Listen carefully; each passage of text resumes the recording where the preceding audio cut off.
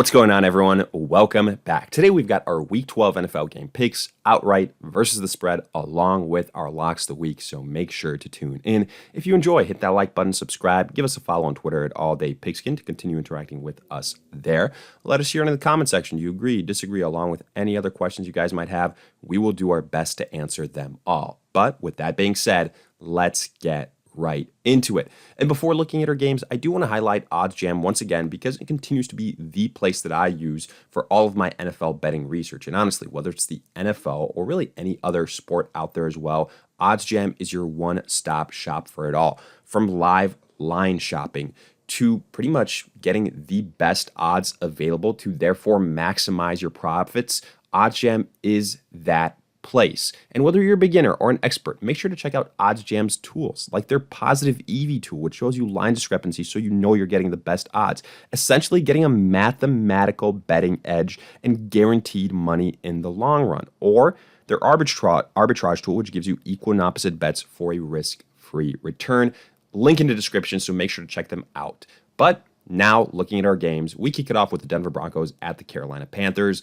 And weirdly enough, this is actually going to be, in my opinion, a pretty competitive game in terms of, the final score at least. I don't think either one of these teams are all that great. Typically I would be saying go with whatever team is playing the Carolina Panthers, but in this case, it's the Denver Broncos. And Denver, it just has not worked out. Russell Wilson looking like one of the biggest trade mistakes in recent memory, whether he's hurt, whether it's a coaching staff issue, whether, offensively it's just not gelling, I don't know. But the Denver Broncos have been one of the least efficient offensive teams, and it's an absolute mess. They're banged up at running back. They let Melvin Gordon go. Chase Edmonds is hurt. It's a bad situation right now in Denver. And they're facing a Carolina Panthers team, which I would say, if it wasn't for the fact they're making yet another quarterback change. That's right, not PJ Walker, not Baker Mayfield, who looked god-awful versus the Baltimore Ravens last week. Now it is Sam Darnold. If it wasn't for that quarterback change, I would go with the Denver Broncos.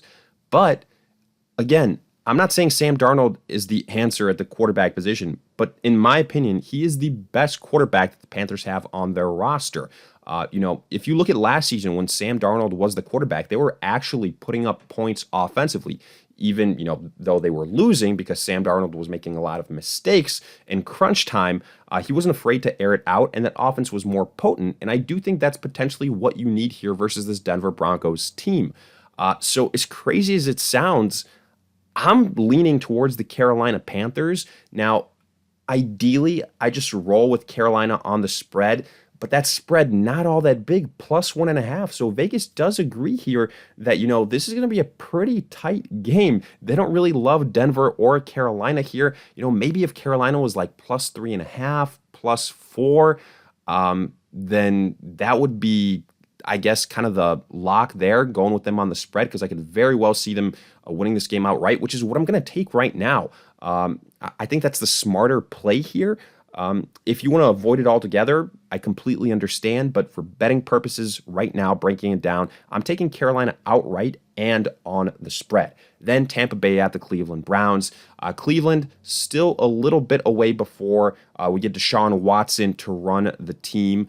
But that means Jacoby Brissett another week. Offensively, the Browns have been, getting the job done. The problem is the defense. Absolutely atrocious, especially versus stopping the run, which weirdly enough, the Tampa Bay Buccaneers are one of the worst teams in the NFL in running the football. They're going to be without Leonard Fournette, but I don't think that's going to be too big of a loss because he's been kind of getting phased out offensively. He hasn't been effective, so it's going to be Rachaad White this week. But even if they can't run the ball, I think that Mike Evans, Chris Godwin are going to be able to get the job done. Tom Brady, edge over Jacoby Brissett. And then the Tampa Bay defense, definitely an edge over the Cleveland Browns defense. So you put all those things together, I lean the Tampa Bay Buccaneers. The one thing that has me worried is, the spread here.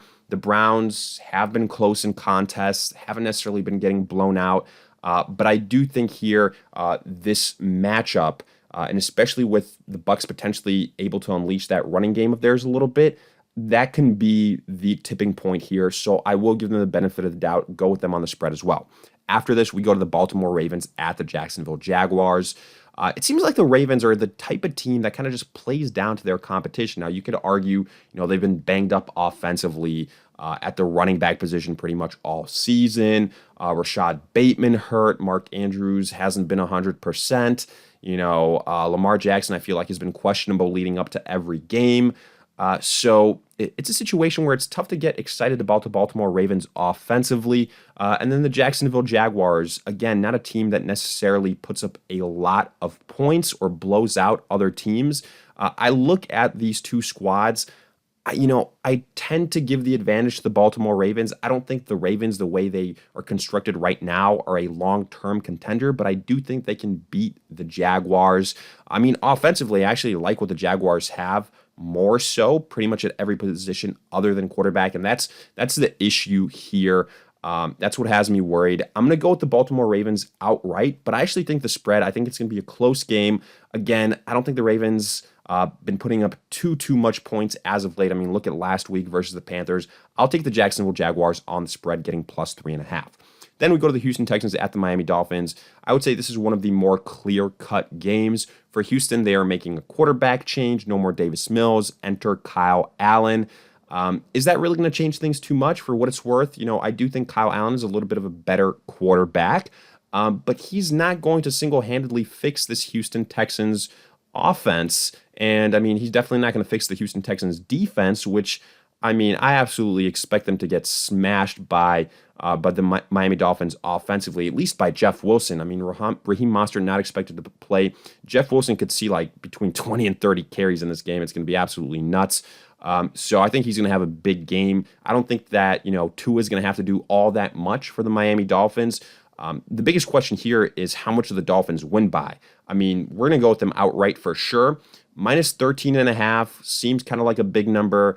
But again, the Houston Texans, I don't trust them. Kyle Allen hasn't gotten, too much, really any play this season. So maybe you could argue opposing defenses don't have too much film on him, which could be a benefit. But I'm going to go with the Miami Dolphins at home here. I think they can cover that spread. Then we go to the Chicago Bears at the New York Jets. So this is an interesting one because you've got two teams that are making, again, quarterback changes potentially. For the Bears, though, it's for a different reason. It's because Justin Fields might be injured. He's got a shoulder injury. He's questionable heading into this game, so, better than being doubtful. But there's been a lot of talk, a lot of expectations in Chicago that Fields at least misses one game, which would mean it's Trevor Siemian under center. For the New York Jets, they have benched Zach Wilson in favor of Mike White. Now, in my personal opinion, I think Joe Flacco is the best quarterback on that roster. If it was Joe Flacco playing here, I would go with the New York Jets. I just don't trust Mike White as much as Joe Flacco. However, I will say this. If Trevor Siemian indeed is the quarterback for the Chicago Bears, I'll still roll with the New York Jets. The thing that I will switch up, though, is in that instance, I'm probably going to, take the New York Jets on not only the money line, but also on the spread. I just don't believe in the Chicago Bears offense without that rushing component in Justin Fields. So even though the Jets have been absolutely god-awful offensively, I blame a lot of that on Zach Wilson. That, -6 number seems like a lot, but I think we're just kind of underappreciating what Justin Fields has meant for the Chicago Bears offense. And without them, they're one of the worst teams in the NFL. Their defense, one of the worst in the NFL. The Jets have a pretty good defense. So give me the New York Jets if Justin Fields doesn't play. So we've got that little caveat there. Then Cincinnati versus the Tennessee Titans. For the Bengals, they're going to be without Joe Mixon at running back. Samaje Perine is going to be the next guy up, but I don't think it matters too much. They are expected to get Jamar Chase to return, which is a huge win for them. And, I think this offense is in a much better situation than that of the Tennessee Titans. I think defensively it's comparable. Give me Joe Burrow over Ryan Tannehill. Give me the wide receivers that the Bengals have over that of the Tennessee Titans. The main thing is, Derrick Henry. Derrick Henry is kind of the engine for the Tennessee Titans. But again, in these potentially high-scoring affairs where you got to go head-to-head with Joe Burrow, who's been, heating up as of late, the latter portion of the season, I got to give the advantage to the Cincinnati Bengals. -2.5 on the spread, not that huge of a number.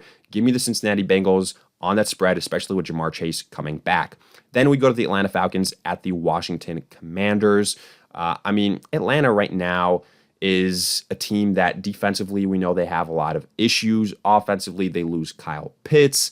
That's tough. Drake London hasn't been utilized as much as we would have thought. Marcus Mariota, obviously not the answer at quarterback, but they're sticking with him. Washington, Taylor Heineke's not doing anything insane, not doing anything incredible, but he's doing what he needs to do at least a little bit more consistently than what we were seeing with Carson Wentz. He's gotten the squad to rally around him. So that is worth something, and I think we could see big games here from guys like Antonio Gibson, Brian Robinson versus Atlanta Falcons defense. They've been getting absolutely gashed on the ground. Terry McLaurin has been doing his thing. I'm taking Washington to win this game. I think that, defensively, they're also better. So overall, honestly, from top to bottom, I do think Washington is the better overall squad. Give me Washington to win this game. I'm a little bit concerned, though. Sometimes, they do, again, play down to the level of their competition, but I'm going to give them the benefit of the doubt. I think Atlanta, just right now, injured, bad matchup. Give me Washington to cover the -3.5. Moving on, we've got the LA Chargers versus the Arizona Cardinals. Kyler Murray expected to start in this game. That's a big win for the Arizona Cardinals after he missed these last 2 weeks. That completely changes this offensive identity. And Marquise Brown expected to make his return from IR. Now, even though he is going to return, it's been said that he's going to be on a pitch count, so I'm not exactly confident how much of a factor he will be. On the other side, the LA Chargers, Mike Williams expected to miss this game. So, you got Keenan Allen, Josh Palmer, who's been doing very well. I don't think it'll matter too much, honestly, though. I don't think the Arizona Cardinals are that good of a football team. I think Justin Herbert is going to be able to take advantage of this defense. And, I think we're going to see similar issues that have been plaguing the Cardinals all season long, and that's slow starts and inconsistent play from Kyler Murray and just being in situations where it's too little too late. But again, the Chargers, they are this type of team where they let opposing squads hang in there. So, potentially on the spread, the Arizona Cardinals could be a good play. That's what I'm leaning towards. I'm not going to lie. If Kyler Murray hadn't returned, then I wouldn't. But with him back, I will take the Cardinals on the spread. However, give me the Chargers outright. Then we go to the Las Vegas Raiders at the Seattle Seahawks. So the Raiders coming off a nice overtime win. But the problem is, Derek Carr still inconsistent offensively. Other than Devontae Adams, what else do you have? Sure, Josh Jacobs. But as far as pass catchers, they are so banged up. Seattle, this game in Seattle, getting that home field advantage. Kenneth Walker has been awesome. He gets a great matchup. Geno Smith has been playing smart football. They've got their weapons in DK and Tyler Lockett. They've got an underrated defense. I got to go with the Seattle Seahawks here, the 12th man. I'm taking Seattle to win, and I'm also going to take them on the spread, -3.5. To me, not that big of a number. Then LA Rams versus the Kansas City Chiefs. With good reason, this has the highest spread of the week. The Chiefs at home, favored by -15. Matthew Stafford going to miss this game. We've got a backup quarterback, no Cooper Kupp. The Rams just released Darrell Henderson. This is all types of mess in LA. Their offensive line banged up to hell. The Kansas City Chiefs should comfortably win this game. They're getting Juju Smith-Schuster back as well. Honestly, I think they could be resting their starters come the fourth quarter. I expect a big game from the Kansas City Chiefs defense. Give me Kansas City to win outright. And as crazy as it sounds, I'm going to take them on the spread as well, -15. If it was Matthew Stafford, maybe I would think twice. But without Stafford, the Rams offense is god-awful. The quarterback situation is atrocious. So Chiefs all the way. Then the Saints at the San Francisco 49ers. The Saints, nice little performance last week. Andy Dalton looked okay. But now they're facing a 49ers team in San Francisco. Much different situation here that we've got. Better opponent, I would say. And I could see Andy Dalton struggling here. Jimmy Garoppolo has all the weapons in the world. That system is set up perfectly for him in San Francisco offensively. You got McCaffrey, you've got Debo, you've got Kittle, Brendan Ayuk. I'm going with the San Francisco 49ers to win this game. However, on the spread, -8.5. I am a little bit worried by that number. We're not in a situation where, like last week, one of the reasons why the 49ers won by such a huge number. I mean, they were facing the Arizona Cardinals with Colt McCoy, no Kyler Murray, taking advantage of the backup quarterback, Andy Dalton. I think he's right now a little bit of a safer bet than Jameis Winston. I mean, that's why he's still the starting quarterback. I'm going to take the San Francisco 49ers to win outright, but I think the New Orleans Saints getting +9.5, almost 10 points. I'm going to ride with them on the spread there. Then Green Bay Packers at the Philadelphia Eagles. This game in Philly. The Eagles, the last couple of games, have kind of come back down to earth. I mean, they are coming off a win this last week, but I mean, it was a barely small win versus the Indianapolis Colts.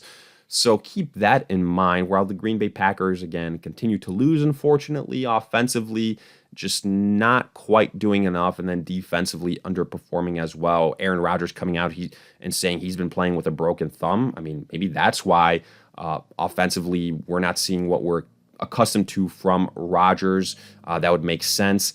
I just don't see how the Packers can, keep pace with the Eagles here. I'm going to take Philadelphia to win this game at home, -6.5. I like them to win, but I do think we potentially see a closer game here than we might expect, almost getting a touchdown. I'm going to take the Green Bay Packers on the spread and kind of take advantage of this maybe adjustment period the Eagles have been going through as of late. And then finally, we've got the Pittsburgh Steelers at the Indianapolis Colts. The Colts have actually been playing better as of late. Go figure, Matt Ryan, an actual starting, caliber type of quarterback versus Sam Ehlinger, is doing better things for this offense than being benched. So I think the Colts here should be favored at home.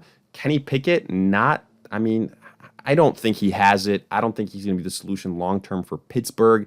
The rushing attack, not as effective as it was last year. The wide receivers, definitely not as effective as they were last year. Defensively, they've taken a step back.